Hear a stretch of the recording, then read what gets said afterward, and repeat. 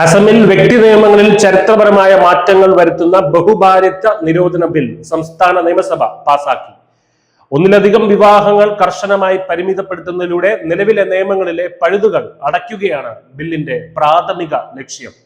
ഉത്തരാഖണ്ഡിന് ശേഷം ബഹുഭാര്യത്വം ക്രിമിനൽ കുറ്റമാക്കുന്ന രാജ്യത്തെ രണ്ടാമത്തെ സംസ്ഥാനമായി ഇതോടെ ആസം മാറി.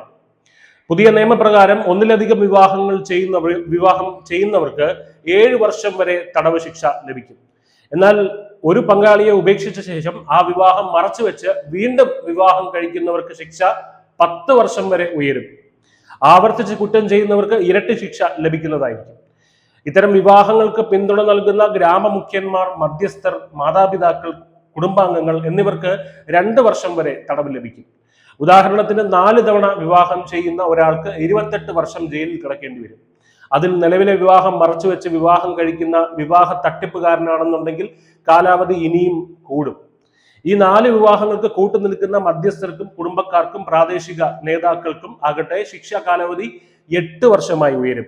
മാത്രമല്ല, ബഹുഭാര്യത്വ കേസിൽ ശിക്ഷിക്കപ്പെടുന്നവർക്ക് സർക്കാർ ജോലികൾ, ആനുകൂല്യങ്ങൾ, പ്രാദേശിക തെരഞ്ഞെടുപ്പുകളിൽ മത്സരിക്കാനുള്ള അവകാശം എന്നിവയൊക്കെ നഷ്ടപ്പെടും.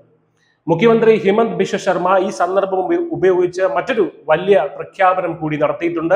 അടുത്ത തെരഞ്ഞെടുപ്പിൽ വിജയിക്കുകയാണെന്നുണ്ടെങ്കിൽ സംസ്ഥാനത്ത് ഏകീകൃത സിവിൽ കോഡ് നടപ്പാക്കും എന്നും അദ്ദേഹം വാഗ്ദാനം ചെയ്തു.